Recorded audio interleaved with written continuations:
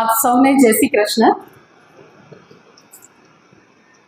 આદરણીય પ્રમુખ સાહેબ કનુભાઈ તથા મને અહીંયા આમંત્રણ આપીને બોલાવનાર આદરણીય ચંદ્રકાંતભાઈ પટેલ, આપ સૌને મારા વંદન.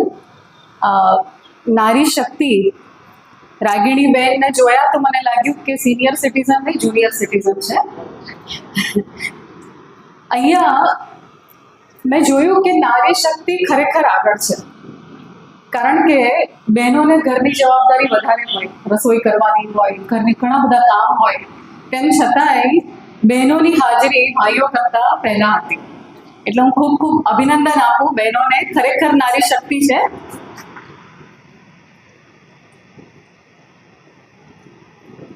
એક ગામમાં, આ થામણા ગામ જેવું જ સરસ રળિયામણું રૂડું ગામ, એ ગામમાં બા દાદા એકલા રહે. સંતાનમાં 3 દીકરીઓ અને 3 દીકરીઓ અમેરિકા. ઘરમાં બાનું ચાલે, આમ તો લગભગ બધે જ બાનું જ ચાલતું હોય. એટલે બાએ એકવાર કહ્યું દાદાને કે સાંભળો ને, આ તમારી ઉંમર 75 વર્ષ થઈ અને મારી ઉંમર 70 વર્ષ થઈ. હવે ગમે ત્યારે તેડું આવી શકે. તો મને એક વિચાર આવ્યો, તમે કહેતા હોય તો કહું, તમે સાંભળશો? એટલે દાદા કે 40 વર્ષથી તને જ સાંભળું છું, બોલ ને તારે શું કહેવું છે? એટલે બાએ કીધું કે મારી ઈચ્છા છે, ભગવાને બહુ સુખ સંપત્તિ આપી છે, ઘણી બધી જમીનો છે, કરોડોની પ્રોપર્ટી છે, તો મારી ઈચ્છા એવી છે કે આપણા 3 જમાઈઓ છે, એ 3 જમાઈને આપણે આપણી સંપત્તિમાંથી ભાગ આપીએ. એટલે દીકરીઓને જમાઈઓને ઘરે બોલાવ્યા. સૂનું ઘર હતું, પણ બધા આવ્યા, નાના ભાણેજ પણ આવ્યા. ઘરની અંદર જાણે દિવાળી જેવો માહોલ હોય એવો સર્જાયો. આ બાને સવારે મંદિર જવાની ટેવ. સવારે વહેલા ઉઠી જાય, સરસ મજાની સાડી પહેરે, માથામાં ગજરો લગાવે અને મંદિર જાય. એટલે નાના જમાઈએ કહ્યું, તમારી સાથે આવું મમ્મી, જો તમને વાંધો ના હોય તો? એટલે પેલા બા કે મને શું વાંધો હોય, તમારે આવું હોય તો આવો. એટલે નાના જમાઈ આ સાસુમા સાથે ચાલતા ચાલતા મંદિર તરફ આગળ વધ્યા. ત્યાં રસ્તામાં એક કૂવો આવ્યો. એટલે બાને થયું કે પ્રોપર્ટી આપવાની છે, સંપત્તિ આપવાની છે, લાવને ચેક કરું મને કેટલા સાચવે છે. એટલે બાએ કૂવામાં જોયું અને કૂવામાં જોતા જોતા કૂવામાં પડી ગયા. એ જ વખતે 1 મિનિટનો પણ વિલંબ કર્યા વિના પેલા નાના જમાઈ પણ બા સાથે કૂવામાં પડ્યા અને બાને બચાવીને બહાર કાઢી લાવ્યા. એટલે બા રાજી થઈ ગયા, બહુ સારા જમાઈ, આ છેલ્લા નંબરના જમાઈ તો બહુ સારા, કેવી સરસ સેવા કરી મારી, પોતાના જીવનો પણ વિચાર નહીં કર્યો અને મને બચાવી લીધું. દાદાને કહ્યું 3 કરોડનો ચેક આપો આ નાના જમાઈને. પેલા બીજા 2 જમાઈઓએ આ જોયું કે નાનાને 3 કરોડનો ચેક મળ્યો. બીજા દિવસે બા મંદિર જતા હતા, એટલે વચ્ચેવાળા જમાઈ બોલ્યા, બા હું આવું? બા કે ચાલો કુમાર. એટલે વચ્ચેવાળા જમાઈ બા સાથે મંદિર જતા હતા. બાને થયું કે લાવને જોઉં આ કેટલું મને સાચવે છે. ફરીથી કૂવો આવ્યો. બાએ જાણી જોઈને કૂવામાં પડી ગયા. એ જોઈને પેલા નાના બીજા નંબરના જમાઈને યાદ આવ્યું કે પહેલા એ ગુસ્કો માર્યો તો છેલ્લા નંબરનાએ, તો એને 3 કરોડ મળ્યા. આ મોકો જવા દેવાય નહીં. એટલે બીજા નંબરના જમાઈએ પણ કૂવામાં ભૂસકો માર્યો અને બાને બચાવીને બહાર લઈ આવ્યા. બા રાજી થઈ ગયા. આ જમાઈ બહુ સારા. દાદાને કીધું 3 કરોડનો ચેક આપો. બીજા નંબરના જમાઈને 3 કરોડનો ચેક મળ્યો. હવે આવ્યા મોટા જમાઈ. આ મોટા જમાઈ એટલે ચરોતરી મિજાજ અને મોઢામાં મિરાજ. પિચકારી મારીને બાને કે બા મંદિર આવું, એટલે સાસુમાં કે હવે તમને આવું સૂચતું હોય તો મને શું વાંધો છે, આવો ને. એટલે મોટા જમાઈ બા સાથે મંદિર જઈ રહ્યા છે. વચ્ચે પેલો કૂવો આવ્યો. બાએ પરીક્ષા કરી, કૂવામાં ઝંપલાવ્યું. મોટા જમાઈને ખબર હતી આગળ બે જણને 3 કરોડના ચેક મળે છે, એટલે મોટા જમાઈએ પણ કૂવામાં ઝંપલાવ્યું. એક સમયે એવો વિચાર આવ્યો કે શું કરવું જોઈએ મારે. બાનું માથું પકડ્યું અને દબાવી દીધું. થોડી વારમાં બાનો ખેલ ખતમ. સસરા પાસે ગયા, 2 હાથ જોડીને કહ્યું, પપ્પા માફ કરજો, હું મમ્મીને બચાવી ના શક્યો. સસરા ઊભા થયા, 8 કરોડનો ચેક આપ્યો. છેલ્લા 40 વર્ષથી જે હું ના કરી શક્યો એ તે એક દિવસમાં કરી નાખ્યો.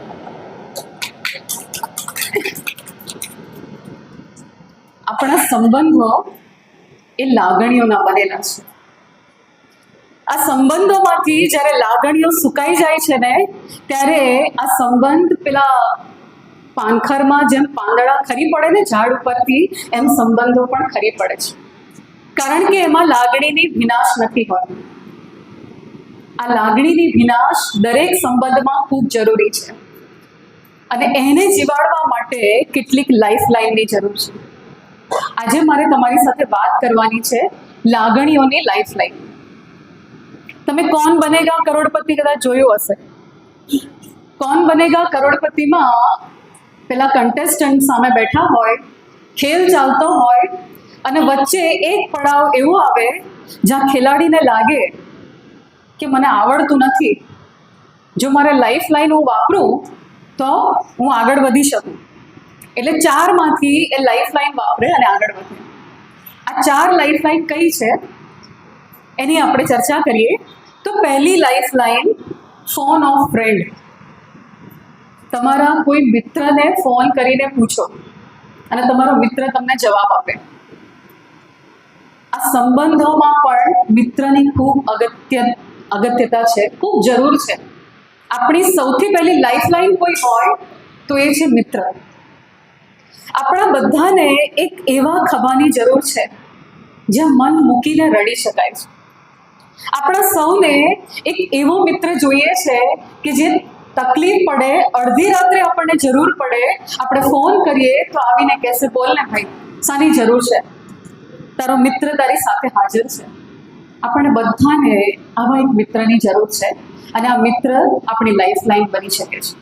પણ મિત્ર કેવો હોવો જોઈએ, એક ઉદાહરણ જોઈએ આપણે.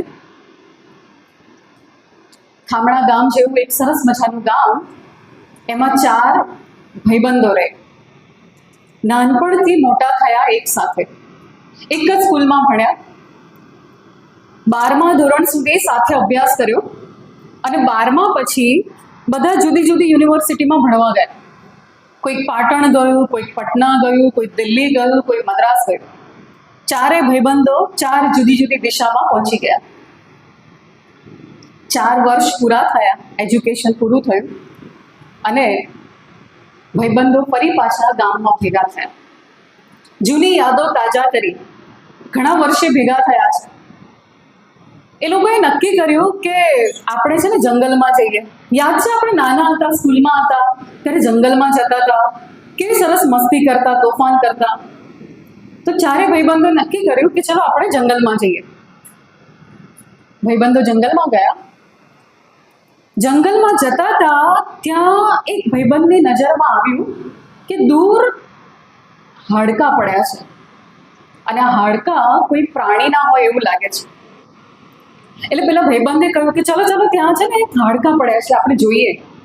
એ ત્યાં સાથે ગયા અને જોયું તો વેર વિખેર હાડકાં, પોપડી, હાથનું હાડકું, પગનું હાડકું, છાતીનું પિંજર, આ બધા હાડકાં પડ્યા છે, અને આ કોઈ જંગલી જાનવરના હાડકાં હોય એવું લાગે. એટલે પહેલો ભાઈબંધ બોલ્યો કે મારી પાસે એવી ડિગ્રી છે, એવી વિદ્યા છે કે આ બધા હાડકાં ભેગા કરીને હું એક હાડપિંજર બનાવી શકું, એક સ્કેલેટન ઊભું કરી શકું.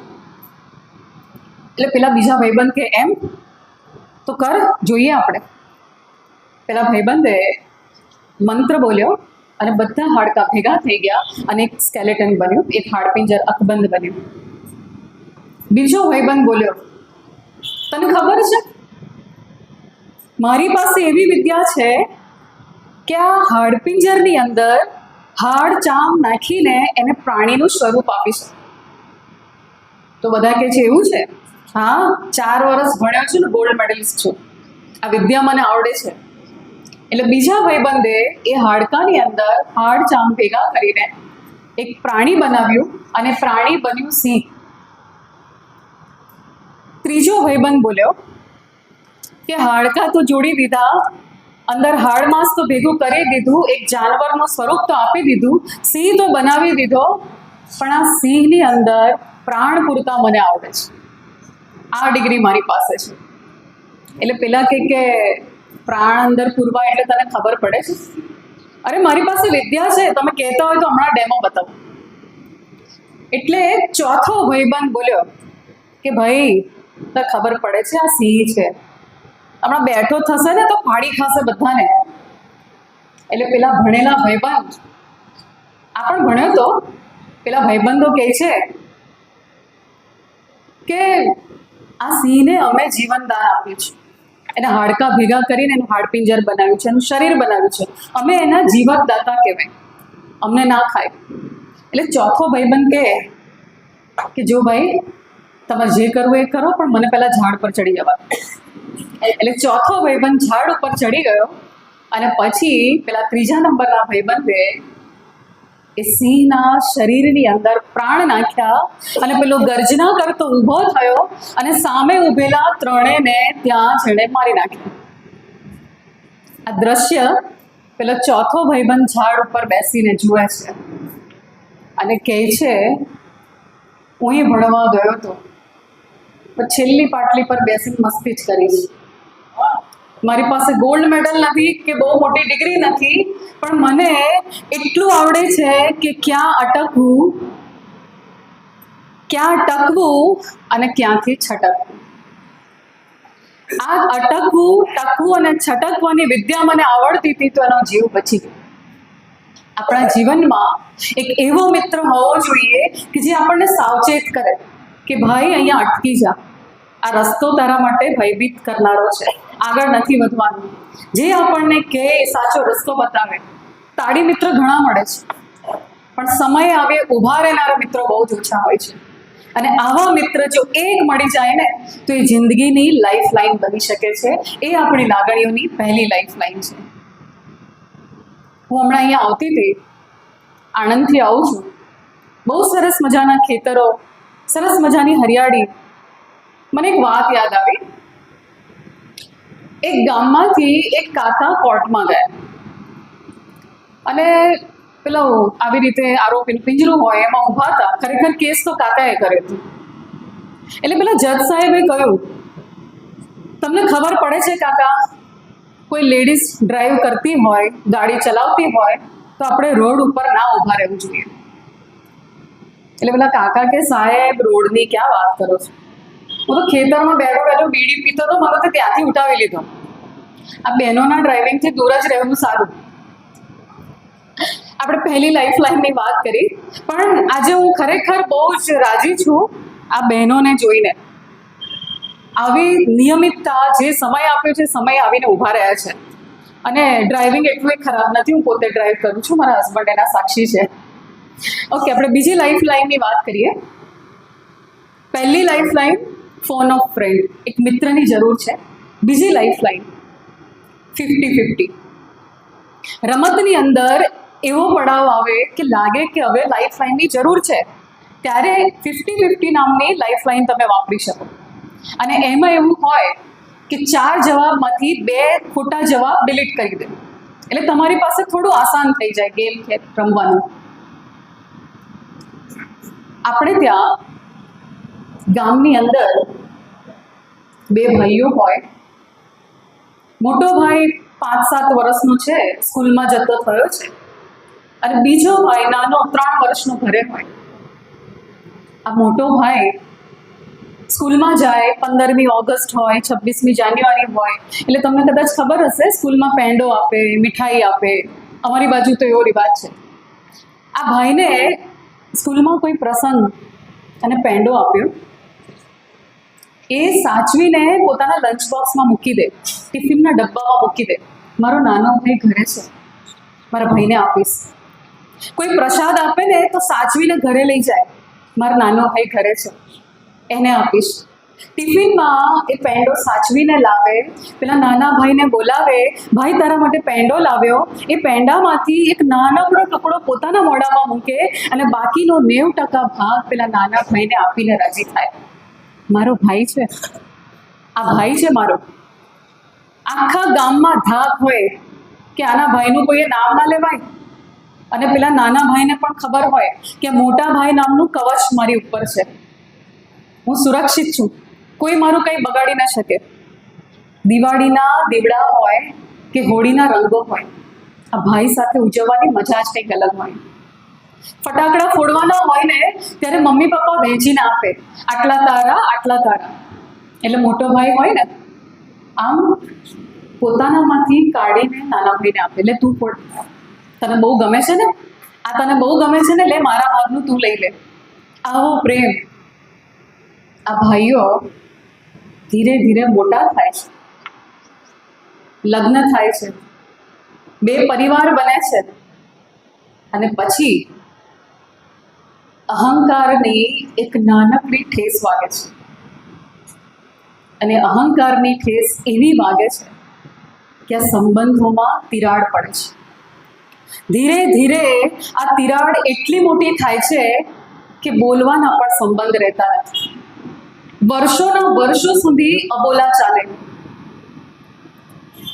મારે તારું મોઢું નથી જોવું કે તારે મારું મોઢું નથી જોવાનું.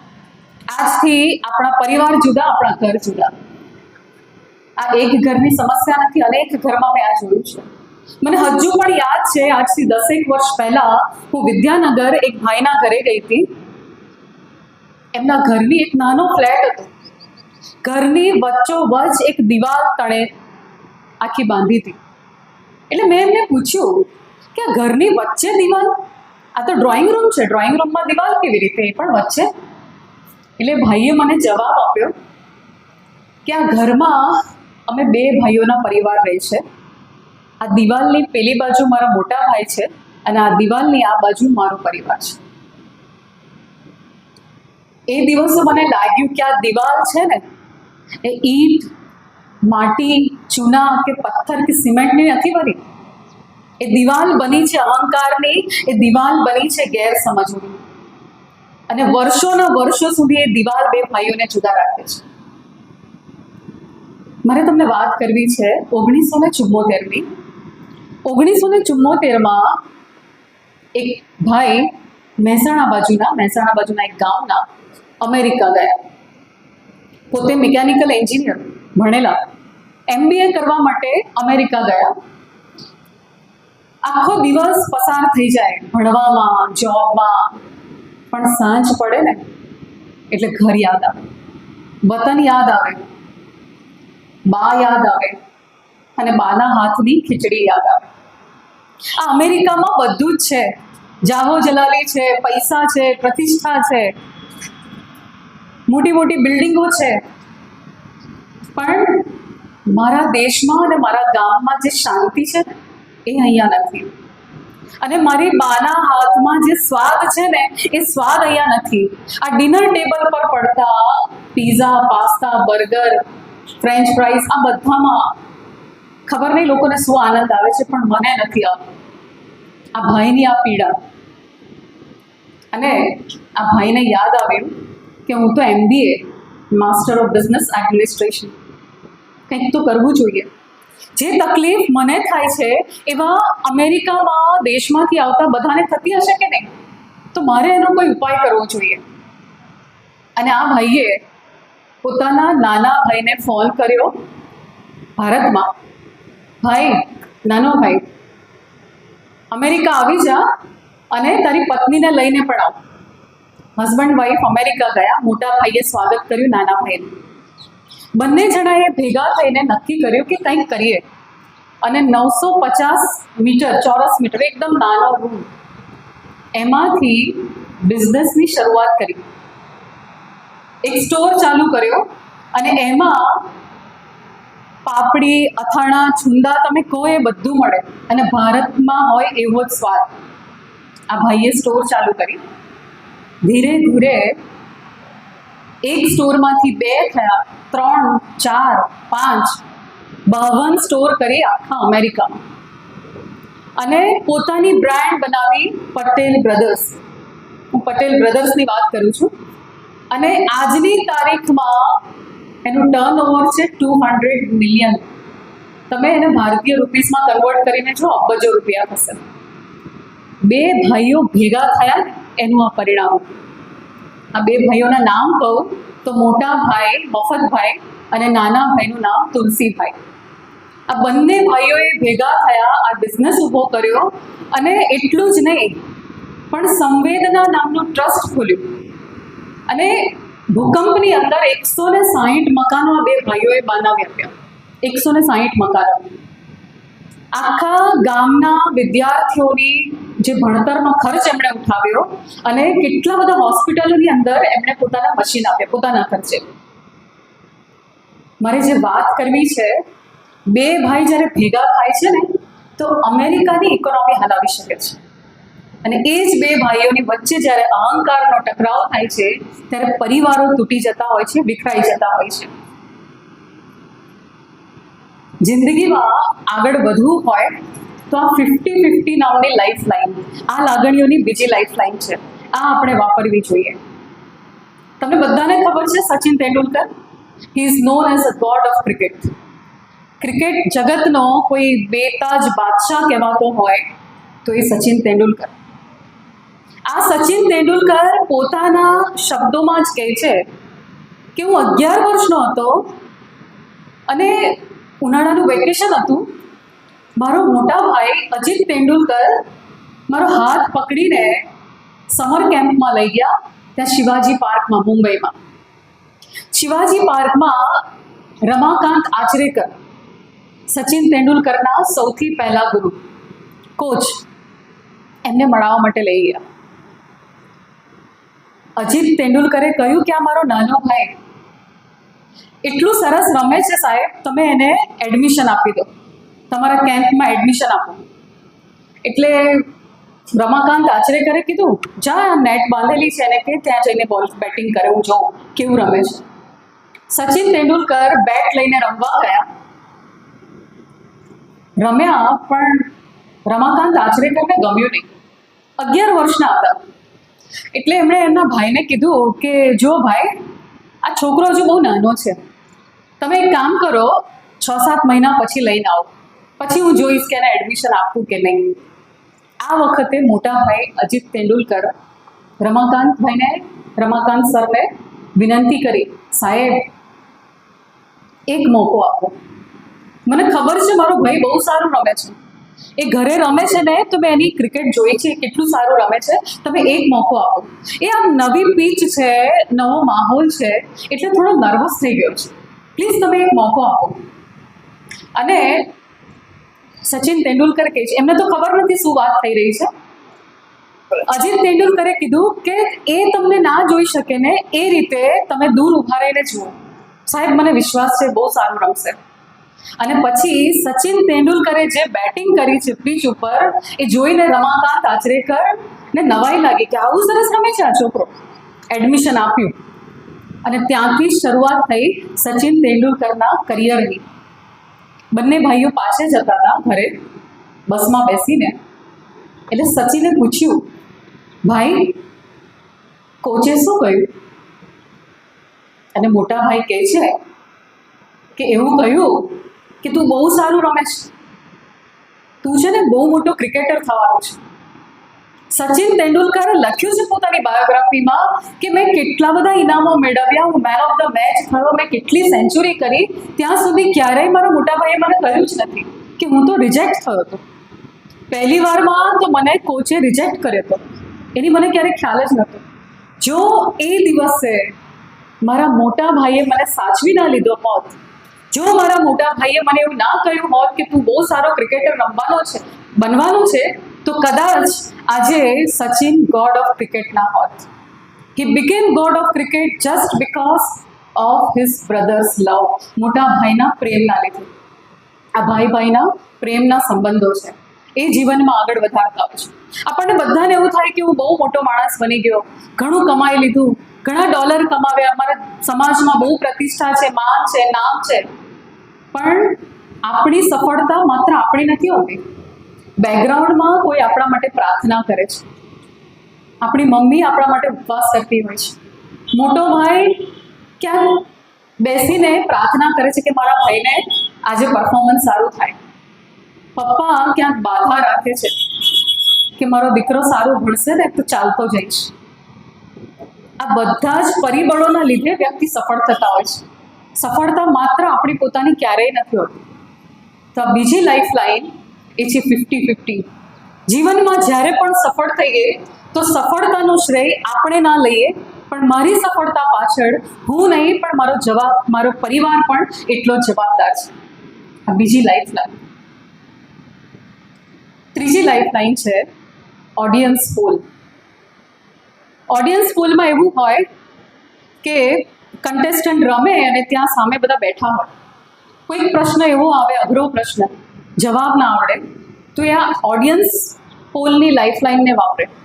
અને એમાં જેમ કે તમે અત્યારે બેઠા છો, એક પ્રશ્ન છે, બધા પોતાની રીતે જવાબ આપે અને સૌથી વધારે જવાબ જેનો મળ્યો હોય એ ઓપ્શન ઉપર હા પાડી દેવાની. આને ઓડિયન્સ પોલ કહેવાય.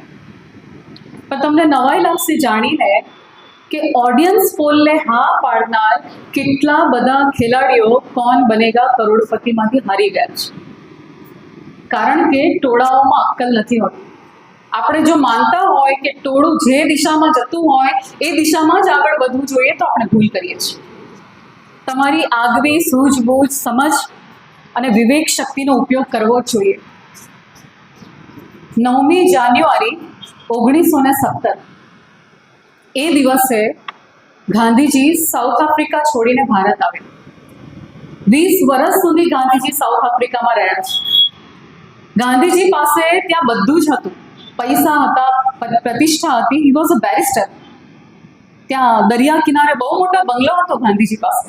આ બધું જ છોડીને દેશની સેવા કરવા માટે એ ભારતમાં આવ્યા.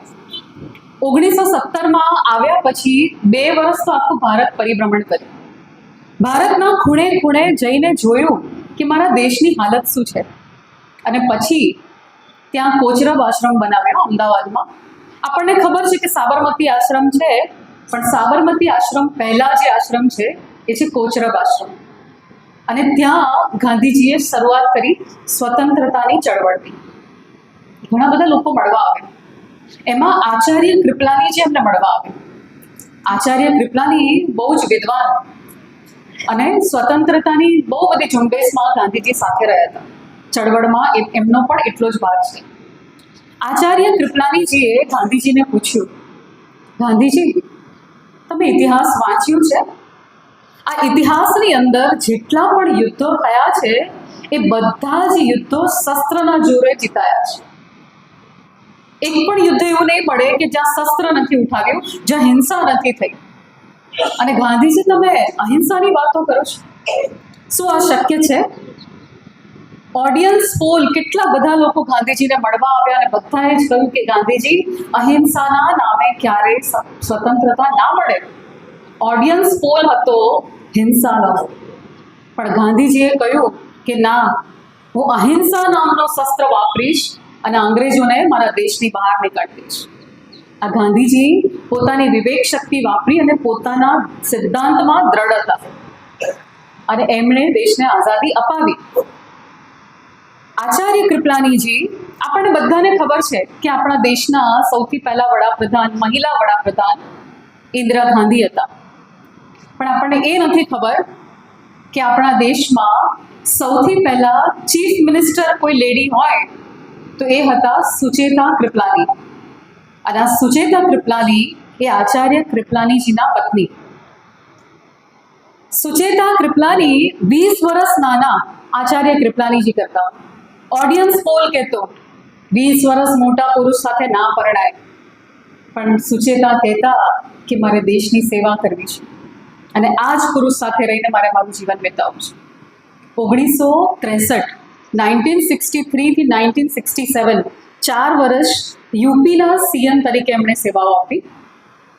સુચેતા કૃપલાનીજીએ એકવાર એમણે લખ્યું છે એમના પ્રસંગમાં, એકવાર હું કોલેજમાં હતી અને કોલેજમાં પેલો અંગ્રેજ પ્રોફેસર હિન્દુ ધર્મ વિશે ગમે તેમ બોલે, પોતે એવું સાબિત કરે કે બાઇબલ જ બરાબર છે અને હિન્દુ ધર્મના બધા જ ગ્રંથો ખોટા છે. આ સાંભળીને આ નાનકડી સુચેતાને કંપારી આવી ગઈ કે મારા દેશની અને મારા ધર્મની આવી વાત કરે છે, પણ સામે આપવા માટે જવાબ નહોતો. આ સુચેતા કૃપલાની ઘરે આવ્યા, પિતાજીને વાત કરી કે આપણા હિન્દુ ધર્મની વિરુદ્ધ બોલે છે, મારે એમને જવાબ આપવો છે પણ હું શું આપું? અને એ વખતે એમના પિતાએ શ્રીમદ ભગવદ્ ગીતાના શ્લોકના રેફરન્સ સાથે જવાબ આપ્યા, જ્યાં એને જઈને કહેજે કે આપણો ધર્મ શું છે, આપણો દેશ શું છે. અને આ સુચેતા કૃપલાનીએ બીજા દિવસે પેલા અંગ્રેજને સણસણતો જવાબ આપ્યો ને એ બોલતો બંધ થઈ ગયો. આવી આ દીકરી સીએમ બની, chief minister of Uttar Pradesh four 4 years, અને બહુ જ સારા કામો કર્યા, ઘણા એમના નામે ઘણી બધી સિદ્ધિઓ છે. આ ઓડિયન્સ પોલ કંઈક બીજું બોલે છે અને વ્યક્તિ પોતાની રીતે નિર્ણય લઈને પોતાની આગવી સૂઝબૂછ સાથે જ્યારે નિર્ણય લે છે ત્યારે જે ઇતિહાસ સર્જી શકે છે. તમને બધાને ખબર હશે જગદીશચંદ્ર બોઝ, ભણવામાં આવતું હતું કે જગદીશચંદ્ર બોઝે ઘણી બધી શોધો કરી, સંશોધનો કર્યા, વનસ્પતિ શાસ્ત્ર વિશે એમને સંશોધન કર્યા. Actually he was a physicist, પોતે ફિઝિક્સના નિષ્ણાત હતા, કેમ્બ્રિજ યુનિવર્સિટીમાં ભણ્યા હતા જગદીશચંદ્ર બોઝ. ઘણી બધી ડિગ્રીઓ એમની પાસે. ભારતમાં પાછા આવ્યા અને કલકત્તામાં એમણે પ્રોફેસર તરીકેની નોકરી સ્વીકારી. હવે અંગ્રેજો એ વખતે શું કરે કે અંગ્રેજી પ્રોફેસરને 300 રૂપિયા પગાર અને ભારતીય પ્રોફેસર, ઇન્ડિયન પ્રોફેસરને 200 રૂપિયા પગાર. એટલે જગદીશચંદ્ર બોઝ કે છે અમે ભણાવીએ છીએ, તમે ભણાવો છો, બંને સરખું ભણાવે છે, તો પછી આવો ભેદભાવ શું કામ કરું છું? આ ડિસ્ક્રિમિનેશન છે. ખૂબ વિરોધ કર્યો એમણે. તો પેલા અંગ્રેજો કહે છે અમારી કોલેજ છે, તમારે ભણાવવું હોય તો તમને આટલો જ પગાર મળશે, તમારે કરવું હોય કામ તો કરો. એ વખતે જગદીશચંદ્ર બોઝે કીધું કે હું નોકરી તો કરીશ પણ પગાર નહીં લઉં. જ્યાં સુધી તમે મને અન્યાય કરશો ત્યાં સુધી હું પગાર નહીં લઉં. 1 મહિનો, 2 મહિના, 3 મહિના, 4 મહિના, પૂરા 3 વર્ષ સુધી જગદીશચંદ્ર બોઝે પગાર લીધા વિના વિદ્યાર્થીઓને ભણાવ્યું અને એટલું સરસ ભણાવ્યું કે વિદ્યાર્થીઓએ આંદોલન કર્યા કે અમારા પ્રોફેસરને તમે પગાર ના આપો, એમની સાથે આવો અન્યાય. અને જગદીશચંદ્ર બોઝે જે રિસર્ચ કર્યા હતા એ જોઈને ઇંગ્લેન્ડમાંથી નોબેલ પુરસ્કાર જેને મળ્યો હતો સેમિકન્ડક્ટર માટે, એ નોબેલ પુરસ્કાર વિજેતા સાયન્ટિસ્ટ બોલ્યા કે જગદીશચંદ્ર બોઝ તો આ 60 વર્ષ પહેલાનું વિચારે છે, એટલા એડવાન્સ સાયન્ટિસ્ટ છે અને તમે એમને પગાર ના આપો. દેશ વિદેશથી આ અંગ્રેજ સરકાર ઉપર પ્રેશર આવ્યું અને પછી 300 રૂપિયા પ્રમાણે 3 વર્ષનો સામટો પગાર જગદીશચંદ્ર બોઝને આપવામાં આવ્યો. This is called go against the audience. ટોળા ગમે તે કહે ને, તમે તમારા સિદ્ધાંત ઉપર ઉભા રહો. તમે સિદ્ધાંત ઉપર ઉભા રહેશો તો તમારે સહન કરવાનું આવશે જ, પણ એનું પરિણામ હંમેશા ઇતિહાસ સર્જે ને એવું આવે છે. તો આ ત્રીજી લાઇફલાઇનની મેં વાત કરી, એ છે ઓડિયન્સ પોલ. હંમેશા પોતાની બુદ્ધિ પ્રમાણે વિચારીએ અને આપણે પૂછવાનું કોને? આપણને કેવી રીતે ખબર પડે કે આપણે જે વિચારીએ છીએ તે સાચું છે કે ખોટું છે? તો એના માટે શાસ્ત્ર પ્રમાણ છે. શ્રીમદ ભગવદ્ ગીતામાં તો લખ્યું છે તસ્માત શાસ્ત્રમ પ્રમાણંતે કાર્ય વ્યવસ્થિતો. ત્યારે કંઈ પણ કામ કરવું હોય તો શાસ્ત્રની આજ્ઞા લે. શાસ્ત્રમાં બધું જ આપ્યું છે. શ્રીમદ ભગવદ્ ગીતા એ લાઈફ મેન્યુઅલ છે. તમારા જીવનના દરેક પ્રશ્નોનું સમાધાન ભગવદ્ ગીતામાં છે. એને તમે શાસ્ત્ર બનાવો અને એમાંથી પૂછી શકો. This is go against audience poll. આ ત્રીજી લાઈફ લાઈન. ચોથી લાઈફ લાઈન એ છે એક્સપર્ટ એડવાઇસ. ઘણીવાર એવું થાય કે એવા ગૂંચવાઈ જઈએ, એવી સમસ્યા આવે, એવો પ્રશ્ન આવે કે કશું સૂઝે નહીં, મારે કરવું શું, મારે પૂછવું કોને? એ વખતે આપણા જીવનમાં એક એક્સપર્ટની જરૂર છે, એક એવા એક્સપર્ટ કે જેને આપણી સાથે કોઈ સ્વાર્થ નથી, જે તદ્દન નિસ્વાર્થી છે અને નિસ્વાર્થી બનીને આપણને એ ઉપાય આપી શકે. મહાભારતની અંદર કૌરવો અને પાંડવોનું યુદ્ધ થવાનું હતું. આ બાજુ કૌરવ સેના ઊભી છે, આ બાજુ પાંડવોની સેના ઊભી છે, અને અર્જુન એના સારથી બન્યા છે ભગવાન કૃષ્ણ. અર્જુન કહે છે ભગવાન કૃષ્ણને, હે કૃષ્ણ, મારે જોવા છે કે હું કોની સાથે લડવા જઈ રહ્યો છું. મારા પ્રતિસ્પર્ધી, મારી સામે ઉભેલા યોદ્ધાઓને મારે જોવા છે. તમે મારો રથ વચ્ચે લઈ ચાલો. અને કૃષ્ણ ભગવાન સારથી બન્યા છે, રથ લઈને વચ્ચે જાય છે. અને ત્યાં અર્જુન જુએ છે, અરે આ તો મારા ગુરુ દ્રોણાચાર્ય, મારા દાદા ભીષ્મ, મારા મામા, મારા કાકા, મારા ફુવા, મારા માસા, આ તો મારા સ્વજનો છે, આ મારા કઝિન્સ છે. આમની સામે મારે યુદ્ધ કરવાનું. મામકા પાંડવાશ્ચૈવ, આમની સામે મારે યુદ્ધ કરવાનું. અને એ વખતે અર્જુનને ડિપ્રેશન આવે છે. દૃષ્ટ વેમં સ્વજનમ કૃષ્ણ, હે કૃષ્ણ, મને મારા સ્વજનો દેખાય છે. દૃષ્ટ વેમં સ્વજનમ કૃષ્ણ યુયુત્સુમ સમુપસ્થિતમ, યુદ્ધની ઈચ્છાથી મારી સામે ઉભેલા મારા સ્વજનો મને દેખાય છે. હે કૃષ્ણ, સિદંતી મમ ગાત્રાણી મુખમ ચ પરિશુષ્યતિ, મારા શરીરમાં કંપારી આવે છે, મારું ગળું સુકાઈ ગયું છે. વેપુથશ્ચ શરીરે મે રોમ હર્ષશ્ચ જાયતે, મારા શરીરના રોમમાંથી કંપન થાય છે, મારા શરીરના રૂવાડા ઊભા થઈ ગયા છે. ગાંડીવમ સંશ્રતે હસ્તાત ત્વક્ચૈવ પરિસ્દહ્યતે, મારું ગાંડીવ મારા હાથમાંથી સરકી રહ્યું છે. હે માધવ, હે મધુસૂદન, આ યુદ્ધ હું નહીં કરું, આ યુદ્ધ મારાથી નહીં થાય, હું હથિયાર નીચે મૂકી દઉં છું. અને એ વખતે કૃષ્ણ ભગવાન બીજા અધ્યાયમાં કહે છે, ક્લૈબ્યમ સ્મ ગમ પાર્થ નહીં તત્વવ્યુપપદ્યતે ક્ષુદ્રમ હૃદય દૌર્બલ્યમ ત્યક્તોતિષ્ઠ પરંતપ. હે અર્જુન, આ નપુસક જેવી શું વાતો કરે છે? આ કાયરતા તારામાં ક્યાંથી પ્રવેશી? અરે તું તો યોદ્ધા છે, તું ક્ષત્રિય છે, તારો જન્મ યુદ્ધ લડવા માટે થયો છે, અને ભૂલી જા કે આ તારા સગાવાલા અહીંયા ઊભા છે. અરે આ તો અધર્મીઓ છે, આ યુદ્ધ ધર્મ અને અધર્મની વચ્ચે છે, તારે અધર્મીઓની સામે યુદ્ધ કરવાનું છે. ઊભો થા, ઉત્તિષ્ઠત જાગ્રત પ્રાપ્ય વરાન નિબોધત શુરસ્ય ધારા નિશિતા દુરત્ય દુર્ગમ પથસ્તક કવયો વદંતી. ઉપનિષદકારો કહે છે, ઊભા થાવ, ઉઠો, જાગો અને કોઈ સદગુરુના ચરણોમાં જઈને બેસો, એની પાસે જઈને માર્ગદર્શન લો કે આગળનું યુદ્ધ કેવી રીતે લડવાનું છે, આ જીવન મારે કેવી રીતે જીવવાનું છે. આ સદગુરુની આપણા જીવનમાં જરૂર છે, આ એક્સપર્ટની આપણા જીવનમાં જરૂર છે. જો આવા કોઈ એક્સપર્ટ હશે તો આપણને સાચી દિશાનું સૂચન કરશે. માત્ર સારા શબ્દોથી આપણને નહીં કહે, પણ ખરાબ માર્ગે જતા હોઈશું તો એ આપણને ચેતવણી પણ આપશે. આપણે ત્યાં ઘણા બધા સંપ્રદાયો છે. સ્વામિનારાયણ સંપ્રદાય છે, વૈષ્ણવ સંપ્રદાય છે, સખી સંપ્રદાય છે, શક્તિ સંપ્રદાય છે, ઘણા બધા સંપ્રદાયો છે. એમાંનો એક સંપ્રદાય છે નાથ સંપ્રદાય. અને આ નાથ સંપ્રદાયના પ્રણેતા, જેમણે શોધ કરી, જેમણે સ્થાપના કરી, એ હતા ગુરુ મત્સ્યેન્દ્રનાથ, જેને આપણે મચ્છંદરનાથ કહીએ છીએ.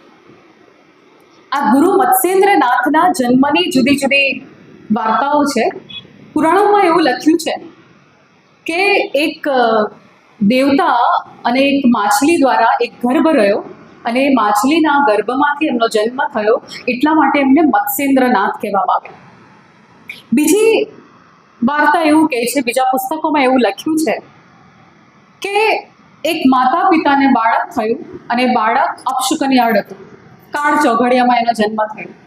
એટલે આ બાળક આ ઘરનું ધનોત્પનોત કાઢી નાખશે, આવા બાળકને જીવાડાય નહીં, એમ વિચારીને એ મા બાપે એ બાળકને દરિયામાં ફેંકી દીધું. અને દરિયામાં એક વિશાળ માછલી એ બાળકને ગળી ગઈ અને પોતાના ઉદરમાં 12 વર્ષ સુધી આ બાળકનું પાલન પોષણ કરીને એને મોટું કર્યું. અને એ બાળક જે જન્મ્યો એનું નામ મત્સ્યેન્દ્રનાથ. આ મત્સ્યેન્દ્રનાથના ગુરુ દત્તાત્રેય, જેના 24 ગુરુ હતા. આ દત્તાત્રેયના શિષ્ય મત્સ્યેન્દ્રનાથ, અને એમણે નાથ સંપ્રદાયની સ્થાપના કરી. નાથ સંપ્રદાયમાં હઠયોગની સાધના હોય છે. હઠયોગ એટલે જુદા જુદા આસનો કરવામાં આવે. રામદેવ બાબા જે આસન કરે છે એ હઠયોગની સાધના છે. આપણા યોગી આદિત્યનાથ એ નાથ સંપ્રદાયના છે. યોગી આદિત્યનાથ પહેલા પૂજારી હતા ગોરખપુરમાં, ગોરખનાથ મંદિરના, અને તેમાંથી પછી એ સીએમ બન્યા. આ નાથ સંપ્રદાયના છે. આ મત્સ્યેન્દ્રનાથ ખૂબ આમ વૈરાગ્યનું એમનામાં શક્તિ, એવું કહેવાય કે શંકરનો અવતાર. હઠયોગમાં, સાધનામાં એટલા ઉત્તીર્ણ થયા. અને એકવાર યુપીની અંદર ગોદાવરી નદી છે. એ ગોદાવરી નદીના કિનારે એક ગામમાં ભિક્ષા માંગવા માટે ગયા મત્સ્યેન્દ્રનાથ. એક ઘરે ગયા. એ ઘરમાંથી સરસ્વતી નામની સ્ત્રી બહાર આવી અને મત્સ્યેન્દ્રનાથને ભિક્ષા આપી. ગુરુ મત્સ્યેન્દ્રનાથે ભિક્ષા લીધી, પણ એ સ્ત્રીના ચહેરા ઉપર ઉદાસીનતા હતી. કોઈક દુઃખ હોય એવું લાગ્યું. એટલે પૂછ્યું કે બેન, કોઈ તકલીફ? તારી આંખોમાં ઉદાસી કેમ છે? આ ચહેરો કેમ આવો છે? એટલે બેને કીધું, બધું જ છે, પણ મારો ખોળો સૂનો છે. મારા આંગણામાં રમનાર કોઈ નથી. શેર માટીની ખોટ છે. એટલે એ વખતે મત્સ્યેન્દ્રનાથે ભભૂતિ આપી. એ બેનને કીધું કે લે, આ પાણી સાથે પી જજે, મારા આશીર્વાદ છે, તને બાળક થશે. મત્સ્યેન્દ્રનાથ ત્યાંથી ચાલી નીકળ્યા. 12 વર્ષ પછી ફરીથી ત્યાં આવ્યા, એ જ ગામમાં, એ જ સ્ત્રીના ઘરે, અને અલખ નિરંજન એમ કરીને ઊભા રહ્યા. પેલી સ્ત્રી ઘરમાંથી બહાર આવી અને મત્સ્યેન્દ્રનાથે પૂછ્યું, પેલો બાળક મોટો થઈ ગયો હશે નહીં? 12 વર્ષ પછી આવ્યો છું. અને ત્યારે પેલી સ્ત્રીએ જવાબ આપ્યો કે તમે જે ભભૂતિ આપી હતી ને, એ તો મેં ગોબરમાં નાખી દીધી, બહાર જઈને છાણમાં નાખી આવી. મત્સ્યેન્દ્રનાથ કે શું વાત કરે છે? અભિમંત્રિત હતી. મારું ફળ ક્યારે મિથ્યા થાય જ નહીં. ચલ મને લઈ જા કે ક્યાં ભભૂતિ નાખી હતી. એ પાછળ લઈ ગઈ. ગાયનું છાણ જ્યાં નાખવામાં આવે એનો ખાડો હતો. અને આ મત્સ્યેન્દ્રનાથ અલખ નિરંજન કરીને ઊભા રહ્યા. ત્યાં જ પેલા ખાડામાંથી 12 વર્ષનું બાળક બહાર આવ્યું. અને એના ઉપર સતત દૂધની ધાર કરી હતી એક ગાયે. માટે એ બાળકનું નામ હતું ગોરક્ષનાથ, જેને આપણે ગોરખનાથ કહીએ છીએ. આ 12 વર્ષનો બાળક બહાર આવ્યો અને પોતાના ગુરુ મત્સ્યેન્દ્રનાથને પગે લાગ્યો, અને મત્સ્યેન્દ્રનાથ એ બાળકને લઈને ચાલી નીકળે. શિક્ષા આપી. ગુરુ શિષ્ય વચ્ચે ખૂબ પ્રેમ. ગોરખનાથ પોતાના ગુરુથી એક ક્ષણ પણ દૂર ના થાય. હઠયોગમાં પારંગત, બધા જ આસનો કરે. પણ એટલું જ નહીં, ગોરખનાથને એવા એવા આસનો આવડે કે કોઈને કલ્પના પણ ના હોય. માટે આપણે ઘણીવાર ગોરખ ધંધાઓ શબ્દ વાપરતા હોય છે. એની પાછળનો મિનિંગ છે કે અટપટા આસનો એ આ ગોરખનાથ કરી શકતા હતા. ખૂબ મહેનત કરી, ખૂબ પારંગત થયા હઠયોગમાં. અને મત્સ્યેન્દ્રનાથનો પંથ આગળ વધારનાર આ ગોરખનાથ, ગુરુ ગોરખનાથ. એકવાર મત્સ્યેન્દ્રનાથને લાગ્યું કે આને મારું બહુ જ આકર્ષણ છે, અને ગુરુ પ્રત્યે પ્રેમ હોય એમાં કંઈ ખોટું નથી, પણ મત્સ્યેન્દ્રનાથને એની પરીક્ષા કરવી. એટલે કીધું કે તું હિમાલયમાં જા અને 14 વર્ષ સુધી તપસ્યા કર. એટલે આ ગોરખનાથ ગુરુની આજ્ઞા માથે ચડાવીને હિમાલયમાં ગયા. હિમાલયમાં એક દિવસ ગુરુને મળવા માટે વિતાવે કે બસ આટલા વર્ષ પૂરા થયા, હવે મારા ગુરુને જઈને મળીશ. દરરોજ દિવસો ગણે, સાધના કરી, સાધનામાં ઉત્તીર્ણ થયા. 14 વર્ષ પૂરા થયા અને પાછા આવ્યા. પાછા આવીને સીધા જ પોતાના ગુરુની કુટીરમાં ગયા. મારા ગુરુ ક્યાં છે? મારા ગુરુને મળવું છે. મારા ગુરુ મત્સ્યેન્દ્રનાથ, મારે એમને મળવું છે. પણ અંદર ગુરુ નહોતા. આજુબાજુ બધાને પૂછ્યું, મારા ગુરુ ક્યાં છે? તો કોઈકે કહ્યું કે તારા ગુરુ તો આસામ ગયા છે, જા ત્યાં મળવા માટે. અને ગોરખનાથ પોતાના ગુરુને શોધતા શોધતા આસામ આવી પહોંચ્યા. અને આવીને જુએ છે તો વૈરાગ્યનું પ્રતીક ગણાતા મત્સ્યેન્દ્રનાથ ગણિકાઓ સાથે બેઠા છે. જે શરીરનો વેપાર કરે છે એવી સ્ત્રીઓ સાથે જઈને બેઠા છે. આ જોઈને ગોરખનાથનું દિલ તૂટી ગયું. મારા ગુરુ કાંચન કામિનીના ત્યાગી, જે વૈરાગ્યનું પ્રતીક, જે શંકરનો અવતાર, એવા મારા ગુરુ આ ઇન્દ્રિયોના ભોગવિલાસમાં ફસાઈ ગયા. આ શું થઈ ગયું મારા ગુરુ સાથે? અને એ વખતે ગુરુ ગોરખનાથ બોલે છે, ચેત મચ્છંદર ગોરખ આયા, ચેત મચ્છંદર ગોરખ આયા. અને કહે છે, ના કોઈ બારું ના કોઈ બંદર, ચેત મચ્છંદર. પોતાના ગુરુને સાચા માર્ગે વાળે છે એક શિષ્ય. ચેત મચ્છંદર ગોરખ આયા, ના કોઈ બારું ના કોઈ બંદર, ચેત મચ્છંદર. આપે તરવો આપ સમંદર, ચેત મચ્છંદર. ચડો ચાખડી પવન પાવડી જય गिरनारी, चढ़ो चाखड़ी पवन पावड़ी जय गिरनारी. क्या है मेरू क्या है मंदर, चेत मच्छंदर. પોતાના ગુરુને ચેતવે છે. આ સંસારના ભોગ વિલાસ મિથ્યા છે. આ ઇન્દ્રિયોના ભોગ વિલાસ ગુરુ તારા માટે નથી. આ કયા રસ્તે તમે આવી પહોંચ્યા? આંગન આંગન અલખ જગાયા, ગોરખ આયા. જાગો હે જનની ના જાયા, ગોરખ આયા. પોતાના ગુરુને જગાડે છે. પોતાનો સાચો સ્વધર્મ યાદ કરો ગુરુ. તમે શંકરનો અવતાર, તમે વૈરાગ્યનું પ્રતીક, તમે વૈરાગ્યનો પર્યાય. આ તમે ક્યાં આવી પહોંચ્યા? ભીતર આકર ધૂમ મચાયા, ગોરખ આયા. આદિ શબ્દ મૃદંગ બજાયા, ગોરખ આયા. અને પોતાના ગુરુને સમજાવીને ત્યાંથી લઈ નીકળે છે શિષ્ય ગોરખનાથ. આગળ ગયા, એક નદી હતી. મત્સ્યેન્દ્રનાથ કહે છે કે મારે નદીમાં સ્નાન કરવું છે. આ મારી પાસે થેલી છે ને, સાચવજે. ભારે ભરકમ થેલી મત્સ્યેન્દ્રનાથે પોતાના શિષ્યને આપી અને નદીમાં સ્નાન કરવા ગયા. એમને થયું કે આ થેલીમાં આટલું બધું વજન શાનું છે? ખોલીને જોયું તો અંદર સોનાની 2 ભારે ભરકમ ઈંટ. આ જોઈને ગોરખનાથને થયું, રે ગુરુ, આ કાંચન અને કામિનીમાં મોહાયા. અરે તમે ધારો ને તો સ્પર્શ કરીને આખા હિમાલયને સુવર્ણમાં ફેરવી શકો એવી તમારામાં તાકાત છે. અને તમે આ કાંચન કામિનીના ભૂખી બની ગયા. અને આ વખતે મત્સ્યેન્દ્રનાથ નદીમાંથી સ્નાન કરીને આવે છે. ગુરુ ગોરખનાથના માથા ઉપર હાથ મૂકે છે અને ખબર પડે છે કે આ એક સ્વપ્ન હતું. મારા ગુરુ મારી પરીક્ષા કરતા. ગુરુ કેવી રીતે પરીક્ષા કરે ને આપણને નથી ખબર હોતી, પણ જો એ પરીક્ષામાંથી પાસ થઈએ તો જીવનને એક સાચી દિશામાં આગળ લઈ જઈ શકીએ છીએ. આપણને સૌને સદગુરુની જરૂર છે અને સદગુરુ બનશે આપણા ગ્રંથો, આપણા ગુરુ. એ આપણને સાચો રસ્તો બતાવશે. એ આપણા જીવનની લાઈફ લાઈન બનશે. એક્સપર્ટ એડવાઇસ આ ચોથી અને છેલ્લી લાઈફ લાઈન હતી. આ 4 લાઈફ લાઈન, એક સાચો મિત્ર જે આપણો ખભો બને, બીજી 50-50. આપણા જીવનની દરેક સફળતામાં આપણા પરિવારને પણ આપણે એટલા સાથે રાખીએ અને સાચવીએ, ભાઈ ભાઈ વચ્ચેનો પ્રેમ ઓછો ન થાય. ત્રીજી લાઈફ લાઈન ઓડિયન્સ પોલ. હંમેશા ટોળાશાહીમાં ના પડી જઈએ, પોતાની રીતે જીવનમાં આગળ વધીએ. અને ચોથી લાઈફ લાઈન એક્સપર્ટ એડવાઇસ. આપણે બધા જ, તમે હું, આપણે બધા જ જીવનમાં જ્યારે જરૂર પડે કોઈ સદગુરુનું શરણ લઈએ કે જે નિસ્વાર્થ ભાવે આપણી મદદ કરી શકે. તો આ 4 લાઈફ લાઈનની મારે વાત કરવી હતી. છેલ્લે ગનીભાઈ એક શેર તમારા માટે कि हो गई है पीर पर्वत सी, अब हिमालय से कोई गंगा निकलनी चाहिए. हो गई है पीर पर्वत सी, अब हिमालय से कोई गंगा निकलनी चाहिए.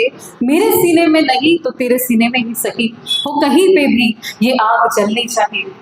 सिर्फ हंगामा खड़ा करना मेरा मकसद नहीं, कोशिश ये है कि सूरत बदलनी चाहिए, मेरे सीने में नहीं तो तेरे सीने में ही सही हो, कहीं पे भी ये आग जलनी चाहिए, ये सूरत बदलनी चाहिए। Thank you very much.